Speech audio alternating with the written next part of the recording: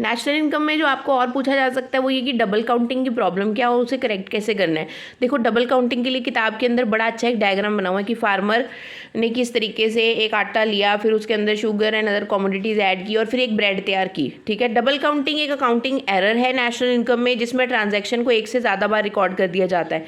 अगर मैंने एक ब्रेड बना ली है तो ब्रेड की जब मैंने प्राइस कस्टमर से चार्ज की तो ऑब्वियसली ब्रेड जिस भी चीज़ की बनी है आटे की तो वो मैंने इंक्लूड की होगी ब्रेड की प्राइस में।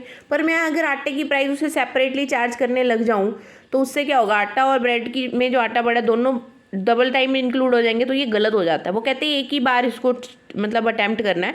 सोल्यूशन इसका ये है कि take the value of final goods only, like मैं ब्रेड की प्राइस ले रही हूँ। ठीक है, इसको बोलते हैं फाइनल आउटपुट मेथड। और दूसरा एक ये हो सकता है avoid intermediate consumption. Intermediate consumption को अवॉइड करो, जो वैल्यू एड मेथड है वैल्यू एडेड को आप इंक्लूड करो, इंटरमीडिएट को माइनस करते जाओ। ये वाला एक मेथड हो सकता है। तो दो मेथड्स के साथ मतलब डिटेल ये थ्योरी क्वेश्चन है। जो आप फॉर्मूला करते हो वो ये वाला है, फाइनल आउटपुट का मतलब डायरेक्टली आप आउटपुट ले रहे हो। तो ये एक इंपॉर्टेंट क्वेश्चन हो सकता है थ्योरी का। स्टॉक वर्सेस फ्लो का अगर क्वेश्चन आ जाता है बेटा तो आपने ज़रूर उसको अटैम्प्ट करना है। आपने बता देना है कि एक पॉइंट ऑफ टाइम में जो चीज़ मेजर की जाती है वो स्टॉक है, फ्लो होती है over a period of time. ठीक है, अगर आपको बोलते हैं कि per hour, per month, per year, over a period of time, वो सारा का सारा फ्लो है।